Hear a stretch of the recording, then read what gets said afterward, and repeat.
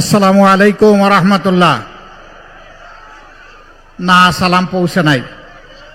লিল্লাহি তাকবীর, লিল্লাহি তাকবীর। এবার সালাম পৌঁছবে। আসসালামু আলাইকুম ওয়া রাহমাতুল্লাহ। সামনে যারা আছেন কষ্ট করে বসে যান। আলহামদুলিল্লাহ, আলহামদুলিল্লাহি রাব্বিল আলামিন, ওয়াসসালাতু ওয়াসসালামু আলা রাসূলিহিল কারীম ওয়া আলা আলিহি ওয়া সাহবিহি ওয়া আহলি বাইতি আজমাইন। আসন্ন নির্বাচন সামনে রেখে আল্লামা দিলওয়ার হোসেন সাঈদী রাহিমাহুল্লাহ তার একান্ত স্মৃতি বিজড়িত পিরোজপুরের আজকের এই নির্বাচনী জনসভার সম্মানিত সভাপতি, সভামঞ্চে বসা আমার সহকর্মী 11 দলের সম্মানিত নেতৃবৃন্দ, শহীদ পরিবারের গর্বিত সদস্যবৃন্দ, জুলাই যোদ্ধাবৃন্দ, আজকের সমাবেশে উপস্থিত পিরোজপুরবাসী মা এবং বোনেরা, মিডিয়ার সম্মানিত বন্ধুগণ, শৃঙ্খলার দায়িত্বে নিয়োজিত রাষ্ট্রীয় বাহিনীর বিভিন্ন পর্যায়ের সম্মানিত সদস্যবৃন্দ, আমি আল্লাহ তাবারক ওয়া তাআলার শুকরিয়া আদায় করছি। দিন এবং জাতির প্রয়োজনে আল্লাহ তাআলা আজকে মুক্ত বাতাসে এখানে আপনাদের সামনে আমাকে হাজির হওয়ার তৌফিক দান করেছেন, আলহামদুলিল্লাহ। আমি তাদেরকে গভীর শ্রদ্ধার সাথে স্মরণ করছি যারা বুক চিতিয়ে লড়াই করে, জীবন দিয়ে পঙ্গুত্ব বরণ করে, রক্তচক্ষুকে উপেক্ষা করে ৩৬ জুলাই আমাদেরকে এনে দিয়েছিল। যারা জীবন দিয়ে চলে গেছে আল্লাহ তাআলা তাদেরকে শহীদ হিসাবে কবুল করুন। যারা আহত পঙ্গুত্ব বরণ করেছে আল্লাহ তাআলা তাদের সাথী সঙ্গী হয়ে তাদেরকে সুস্থতার নিয়ামত দান করুন। প্রিয় পিরোজপুরবাসী, আগামী 12 তারিখের এই নির্বাচন অতীতের 12টা নির্বাচনের মতো কোনো নির্বাচন নয়। এ নির্বাচন সম্পূর্ণ ভিন্ন একটি নির্বাচন। বিগত 12টি নির্বাচনের মাধ্যমে দফায় দফায় বাংলাদেশকে পুরাতন বন্দোবস্তের মাধ্যমে যেভাবে খাবলে খামছে কামড়ে শেষ করে দেওয়া হয়েছিল তা পরিবর্তন করে দেওয়ার নির্বাচন, নতুন বাংলাদেশ জাগিয়ে তোলার নির্বাচন, ৩৭-এর যোদ্ধাদেরকে সম্মান করার নির্বাচন, যুব সমাজের আকাঙ্ক্ষা পূরণের নির্বাচন, আমাদের মা বোনদের গর্বের প্রশান্তির ইজ্জতের নিরাপত্তার বাংলাদেশের নির্বাচন, শিশুর জন্য বেড়ে ওঠার নির্বাচন, শিশুর স্বপ্ন বাস্তবায়নের নির্বাচন, এদেশের কামার কুমার তাঁতি মুঠে মাঝি শ্রমিক কৃষক সকলের স্বপ্ন বাস্তবায়নের নির্বাচন। জিজ্ঞাসা করবেন এর আগে তাদের স্বপ্ন বাস্তবায়ন হয় নাই? না, হয় নাই। হয় নাই বলেই বাংলাদেশের 28 লক্ষ কোটি টাকা কেবল গত 15.5 বছরে চুরি করে বিদেশে পাচার করা হয়েছে। সেই টাকা ফিরিয়ে আনার নির্বাচন, এই বাংলাদেশকে সুষম উন্নয়ন উপহার দেওয়ার নির্বাচন। কোনো মামু খালুর টেলিফোনে কোথাও কোনো আর উন্নয়ন হবে না, সেই দ্বারা বন্ধ করে দেওয়ার নির্বাচন, ইনসাফের ভিত্তিতে উন্নয়ন হবার নির্বাচন, যুবকদের হাতে মর্যাদার কাজ তুলে দেওয়ার নির্বাচন, বেকার ভাতার লোভ বন্ধ করে দেওয়ার নির্বাচন। প্রিয় দেশবাসী, এক আমলে 10 টাকার চাউলকে এখনো পেটের ব্যথা যায় নাই, এখন আবার কার্ড বিতরণ শুরু হয়েছে। একজন গিয়ে বলে 2000, একজন বলে 7000, আর একজন বলে 20000, একজন বলে আমরা দিব 5 লক্ষ, একজন বলে 50 লক্ষ, আরেকজন বলে 50 কোটি। আরে বাংলাদেশে 50 কোটি মানুষ কি কিয়ামতের আগ পর্যন্ত হবে কিনা তাও তো জানি না, কেমনে দিবে 50 কোটি? মানে এগুলা যে 100 ভাগ ওই 10 টাকার চালের মতো ধাপ্পাবাজি, এখন বাংলাদেশের মানুষ এগুলা বুঝে ফেলেছে। এখন মা বোনদের কাছে কার্ড নিয়ে যায়, কয় রাখো তোমার কার্ড, আমি তোমার কার্ডের সাথে নাই। মা বোনরা বলে যাদের হাতে আমাদের ইজ্জতের নিরাপত্তা নাই, আমার সন্তানের জীবনের নিরাপত্তা নাই, আমার ছেলে মেয়েদের বেঁচে থাকার অধিকার নাই, তাদের এই কার্ডের আমাদের কোনো প্রয়োজন নাই। আজকে বাংলাদেশের বিভিন্ন জায়গায় আপনারা দেখেছেন, বড় আফসোস, আমাদের মা বোনদেরকে একটা দলের লোকেরা বিভিন্নভাবে অপমান করে। এদেশ মুসলমানের দেশ, এই দেশে হেজাব পরা এবং নেকাব পরাকে নিষেধ, অপরাধ নাকি আল্লাহর বিধান? সেই আল্লাহর বিধানের বিরুদ্ধে তারা অবস্থান নিয়ে বলছে হেজাব নেকাব পরা কোনো নারী আসলে এটা টান দিয়ে খুলে ফেলবা। বলতেছে যদি কেউ এসে দাড়িপাল্লার পক্ষে ভোট চায় তার কাপড় খুলে দিবা। এরা কোন প্রজাতি? এরা কি মানুষ? না, এরা অন্য প্রজাতি। কোন মানুষ, আল্লাহ যাদেরকে বিবেক দিয়েছেন তারাই মানুষ হয়। কোন মানুষ কোন মায়ের গায়ের কাপড় খোলার কথা বলতে পারে না। এই নোংরা কথাগুলা বলার পরে, হুঙ্কার দেওয়ার পরে আজ পর্যন্ত দলের নেতা এবং দলের পক্ষ থেকে এই বিপদগামীদের ব্যাপারে কোনো ব্যবস্থা নিতে বাংলাদেশের মানুষ দেখে নাই। তার মানে কি? তার মানে হচ্ছে যে তারাও এটা সমর্থন করে। আমি জানতে চাই, বাংলাদেশে আমাদের মা বোনদের ইজ্জত কেউ নিয়ে টানাটানি করুক, আপনারা কি তা বরদাস্ত করবেন? বরদাস্ত করবেন? উপযুক্ত জবাব দেওয়ার জন্য তৈরি আছেন? ইনশাআল্লাহ সেই জবাবের মুখ কম সময় আসছে এই 12 তারিখ। যেমন আল্লামা দেলাওয়ার হোসেন সাঈদীকে নিরপরাধ হত্যা করা হয়েছে, আজকের এই মাঠে আপনারা রায় দিয়েছেন, জনরায়, যে আপনারা সেই হত্যাকাণ্ডের বিচার চান। ওই হত্যাকাণ্ডের বিচারের জন্যই আপনার একটা ভোট বড়ই মূল্যবান, প্রতিটা সিট বড়ই মূল্যবান। প্রতিটা ভোট এবং প্রতিটা সিট তাইলে ন্যায় ইনসাফের হাতে তুলে দিতে হবে ইনশাআল্লাহ। যারা বেইনসাফের কথা এখনই বলে, যারা মানুষের জীবনে দুঃসহ কালো অন্ধকার সময় টেনে নিয়ে এসেছে, যারা মানুষের সম্পদে ভাগ বসায়, চাঁদা তুলে, সেই চাঁদাবাজদেরকে লাল কার্ড দেখানোর দিন হচ্ছে আগামী 12 তারিখ। আগামী 12 তারিখ দখলদারকে ইনশাআল্লাহ এই জাতি লাল কার্ড দেখাবে, মামলাবাজদেরকে লাল কার্ড দেখাবে, দুর্নীতিবাজদেরকে লাল কার্ড দেখাবে, যারা আধিপত্যবাদের দালালি করে তাদেরকেও লাল কার্ড দেখাবে। জুলাইয়ের সন্তানেরা, যোদ্ধারা, লড়াকু সৈনিকেরা কোন আধিপত্যবাদ আর মেনে নেবে না। এই আধিপত্যবাদের বিরুদ্ধে এক সোচ্চার কণ্ঠ ছিল আপনাদেরই সন্তান শরীফ উসমান বিন হাদি। তার দুটি দাবি, একটা ছিল বাংলাদেশে আর কোনো অবিচার বৈষম্য মানব না, দ্বিতীয়টা ছিল আর কোনো আধিপত্যবাদকে মেনে নেব না। যারা এর সমর্থক তারাই তাকে খুন করেছে। আপনারা কি হাদিরও বিচার চান? সে বিচার আমরা করব ইনশাআল্লাহ, কথা দিচ্ছি। শুধু হাদির না, আবরার ফাহাদ থেকে শুরু করে আবু সাইদ, মুগ্ধ, হাদি, এই যুদ্ধে যারাই শহীদ হয়েছে ইনশাআল্লাহ তাদের বিচার আমরা করব। সম্মানিত পিরোজপুরবাসী, আপনাদের কাছে একটা ভোট চাই, প্রত্যেকের একটা ভোট চাই। সেই ভোটটা হবে ন্যায় এবং ইনসাফের পক্ষে। কোন ইনসাফ? যে ইনসাফ একজন সাধারণ গরিব মানুষের জন্য অপরাধ করলে যে বিচার হবে, রায় হবে, শাস্তি হবে। দেশের প্রেসিডেন্ট, প্রধানমন্ত্রীও যদি অনুরূপ কোনো অপরাধ করেন ইনশাআল্লাহ তাদেরকে আমরা ছাড় দিয়ে কথা বলবো না। একই বিচারের আওতায় তাদেরকে আনা হবে ইনশাআল্লাহ।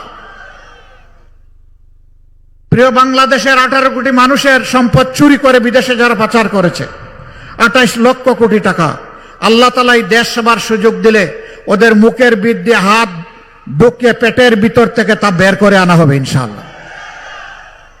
তা জমা হবে রাষ্ট্রীয় কোষাগারে, ব্যয় হবে ইনসাফের ভিত্তিতে।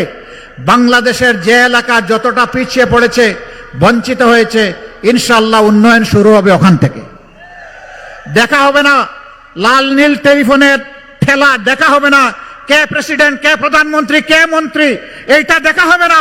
দেখা হবে না ন্যায্য এবং ইনসাফের ভিত্তিতে কোন এলাকা কোন জিনিসটা আগে পাওয়ার অধিকার রাখে। আমরা সেই ইনসাফের বাংলাদেশ গড়তে চাই। এই যাত্রা আপনাদেরকে আমরা সঙ্গী হিসাবে পেতে চাই। আমরা সাবধান করে দিচ্ছি, বাংলাদেশে অতীতের ইতিহাসের কালচার আর চলবে, অতীতের ইতিহাসের যে ভোটের সেই কালচার আর চলবে না। তোমার ভোট তুমি দিবে, আমারটা আমি দেব, স্লোগান ওইটা শেষ। আমারটাও আমি দিব, তোমারটাও আমি দেব, এটা আর চলবে না।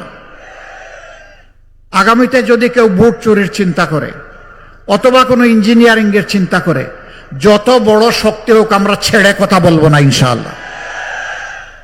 এ ভোটের জন্য লড়ে যাব। 18 কোটি মানুষের 12 কোটি 50 লক্ষ ভোট এটাকে নিশ্চিত করা হবে ইনশাআল্লাহ। অতএব এখন থেকে পাহারা শুরু। আর কোন চোরকে আমরা ছেড়ে কথা বলবো না। 2 নম্বর, আমরা যুবকদেরকে কোনো বেকার ভাতা দিতে পারবো না। যুবকরা কি আমাকে এখানে তাড়া করবেন? আপনারা কি চান? কি চান বলেন? কি চান? কাজ। ইনশাআল্লাহ হাতে আমরা কাজ তুলে দিব। তৈরি করেন, হাত তৈরি করেন। বেকার ভাতা দিয়ে আমরা আমাদের যুব সমাজকে অপমান করতে চাই না। কারো কাছে আমাদের জুলাই যোদ্ধারা মিছিল করে দাবি করে নাই যে আমাদেরকে বেকার ভাতা দিতে হবে। তারা সেদিন দাবি করে বলেছিল আমাদের হাতে আমাদের প্রাপ্য কাজ তুলে দিতে হবে। আমরা কথা দিচ্ছি, জাত পাত জাতি ধর্মের ব্যবধান নয়, নারী পুরুষেরও ব্যবধান নয়, যার হাতে যে কাজ শুভ পাবে ইনশাআল্লাহ তার হাতে সেই কাজ তুলে দেওয়া হবে। এই ন্যায় ইনসাফের বাংলাদেশে বিভিন্ন শ্রেণী পেশায় যারা রাষ্ট্রীয় সেবায় নিয়োজিত আছেন, সরকারি, আধা সরকারি, বেসরকারি, স্বায়ত্তশাসিত বিভিন্ন সংস্থায় যারা কাজ করেন, তাদের সকলের বেতন আমরা সমান করতে পারবো না। যার যে মর্যাদা অনুযায়ী তাকে বেতন এবং ভাতা দিতে সরকার বাধ্য থাকবে। তাদেরকে মর্যাদার সাথে দেশে তারা যাতে বেঁচে থাকতে পারে এবং নিজের সমস্ত যোগ্যতা উজাড় করে দেশকে যাতে সেবা করতে পারে, সেই সম্মানটুকু আমরা তাদেরকে দিতে চাই। যার সার্ভিস যত ঝুঁকিপূর্ণ তিনি ইনশাআল্লাহ হবেন তত বেশি সম্মানিত। এর ভিত্তিতেই আমরা ইনসাফ কায়েম করব ইনশাআল্লাহ। সেই ইনসাফটা যখন বাংলাদেশে কায়েম হবে তখন বাংলাদেশ হবে একটা চলন্ত উড়োজাহাজ। সেই উড়োজাহাজের ককপিটে অর্থাৎ ড্রাইভিং সিটে আমরা যুব সমাজকে বলবো, তুমি ক্যাপ্টেন, তুমি বসো, এ উড়োজাহাজ তুমি চালাও। আমরা গিয়ে পিছনে প্যাসেঞ্জার সিটে বসবো ইনশাআল্লাহ। তারা রকেট গতিতে এই দেশকে সামনের দিকে নিয়ে যাবে। পিছনের কোনো কাসুন্দি নিয়ে এই জাতি আর কামড়া কামড়ি করবে না। এ জাতিকে আর বিভক্ত করার সুযোগ আমরা কাউকে দেব না। ঐক্যবদ্ধ জাতি, ঐক্যবদ্ধ বাংলাদেশ, এটাই আমাদের স্লোগান। তাই নিয়ে আমরা ইনশাআল্লাহ এগিয়ে যাব। এবার সেই ইনসাফের জন্য, ইনসাফের বাংলাদেশ, ঐক্যবদ্ধ বাংলাদেশ গড়ার জন্য 2টা ভোট। একটা হচ্ছে গণভোট। গণভোটে কি বলবেন? কি বলবেন? হ্যাঁ মানে আজাদি, না মানে গুলামি।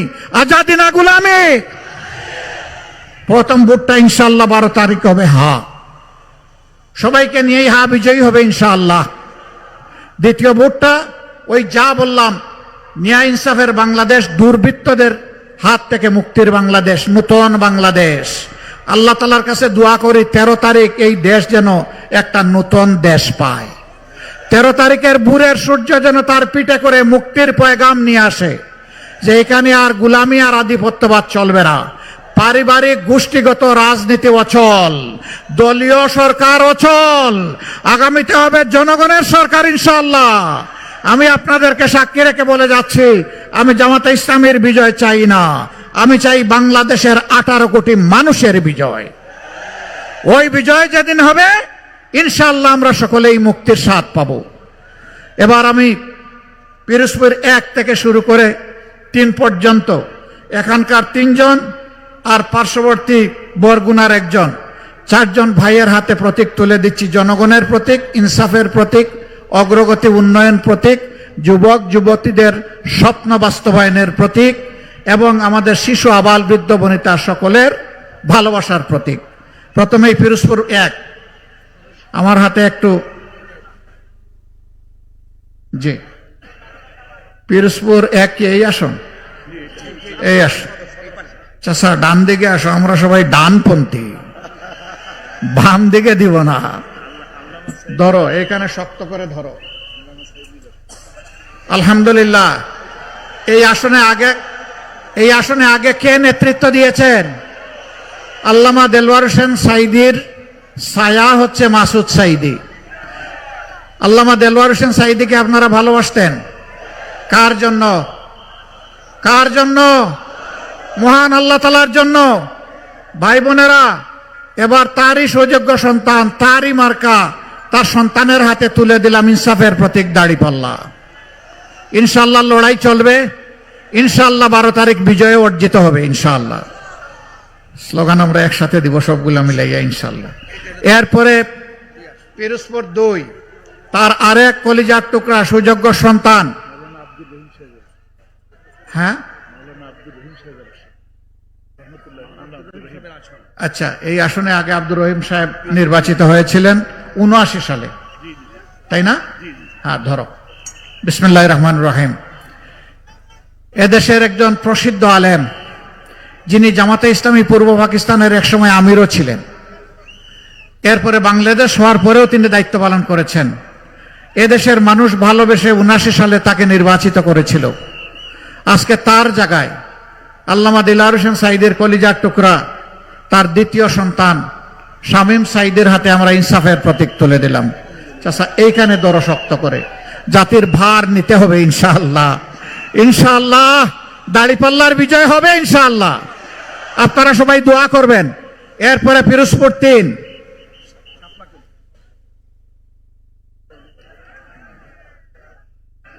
এখানে শাপলার একটা পাতা আছে আর তার উপরে একটা কলি আছে। 12 তারিখ ইনশাআল্লাহ এটা শাপলা হয়ে ফুটবে ইনশাআল্লাহ। ধরো, শক্ত করে ধরো। আমরা, তোমার পুরো নাম? ডক্টর শামীম হামিদের হাতে আমরা পাল্লা বদলে এখানে তুলে দিলাম শাপলা কলি। এখানে পাল্লার একজন ক্যান্ডিডেট ছিলেন, রাত দিন তিনি কাজ করেছেন, জমিন চাষ করেছেন। তিনি এসে আমাকে সালাম দিয়ে বললেন, আমি এটা শাপলাকে সমঝে দিয়েছি।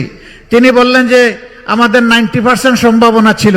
আমি বললাম 12 তারিখ 90-কে 100-এ নিয়ে যেতে হবে ইনশাআল্লাহ। আপনারা রাজি আছেন? কি প্রতীক ভাই, কি প্রতীক বলেন? শাপলা কলি। ইনশাআল্লাহ শাপলা হয়ে ফুটবে ইনশাআল্লাহ, বিজয় হবে ইনশাআল্লাহ। আসুন এবার একটু স্লোগান তুলি আমরা। আচ্ছা, ও আচ্ছা, একটা রয়ে গেছে, আরেকটা রয়ে গেছে। বরগুনা 2 আসনের প্রার্থী বেতাগী আর বামনা, পাথরঘাটা, বেতাগী, এই 3 উপজেলা নিয়ে হচ্ছে বরগুনা 2 আসন। এই আসনেও আমরা ইনসাফের প্রতীক দাঁড়িপাল্লা। একজন বিশিষ্ট সমাজসেবক এবং যার রক্তে 16 আনা মানব সেবা এবং সমাজসেবা, আমার বড় ভাই ডাক্তার সুলতান আহমদের হাতে আমি দাঁড়িপাল্লা তুলে দিলাম। প্রতীক আছে? কোন সে প্রতীক? একটু জোরে, জোরে সুরে, আরো জোরে। সবগুলা পাল্লা উঁচিয়ে ধরো, শাপলা কলি উঁচিয়ে ধরো। সবাই সামনে আসেন, সামনে আসেন, সামনে আসেন। এই পাল্লার মধ্যেই শাপলা কলি আছে, কারণ আমরা 11 দল এক হয়েছি। যেখানে যে মার্কা, এটাই আমাদের পাল্লা, এটাই আমাদের শাপলা কলি, এটাই আমার টেবিল, এটাই আমার রিক্সা, এটাই আমার বই, এটাই আমার ছাতা, এটা যত ইয়ে আছে সবগুলা এই 11টা এক জায়গায় ঢুকে গেছে। লিল্লাহি তাকবীর, লিল্লাহি তাকবীর, ইনকিলাব, ইনকিলাব, জিন্দাবাদ, জিন্দাবাদ। আরে ভাই একটু জোরে বলবেন। প্রতীক আছে? কোন সে প্রতীক? আরো জোরে। 12 তারিখ ইনশাআল্লাহ, সকাল সন্ধ্যা সারাদিন ইনশাআল্লাহ, বিজয়মালা ইনশাআল্লাহ, মাশাআল্লাহ তাআলা আযীম। শাপলা কলির আওয়াজ আগেই দিয়েছি। শাপলা ইনশাআল্লাহ, শাপলা কলি শাপলা হয়ে ফুটবে ইনশাআল্লাহ। আমরা আশা করি আপনারা 3টা আসনই আমাদেরকে উপহার দেবেন। পিরোজপুরবাসী কথা দিয়ে যাচ্ছি, আপনাদের এই উপহারের ইনশাআল্লাহ প্রতিদান দেওয়ার জন্য আমরা বাধ্য থাকব। আল্লাহ যেন আমাদেরকে সেই শক্তি দান করেন। এনসিপির পক্ষ থেকে আমাকে এটা দেওয়া হয়েছে, আমি মোবারকবাদ জানাই। আমি ঝালকাঠিতে গিয়েছিলাম, তারা আমাকে দিয়েছে শীতল পাটি। সেখানে কারিগররা শীতল পাটি নিয়ে আসছে। আমি তাদেরকে সম্মান জানানোর জন্য বললাম যে শীতল পাটিটা খুলে দাও। তারা খুলে দিল, আমি একটু ঘুমাইয়া পড়লাম। তারপরে সেখান থেকে এসে আপনাদের এখানে হাজির হয়ে গেলাম। আল্লাহু আকবার। এবার শেষ স্লোগান, ইনকিলাব জিন্দাবাদ। আসসালামু আলাইকুম ওয়া রাহমাতুল্লাহ। স্লোগান কি হবে? ইনকিলাব, ইনকিলাব, জিন্দাবাদ, জিন্দাবাদ, ক্ষমতা না জনতা, জনতা, জনতা, আপোষ না সংগ্রাম,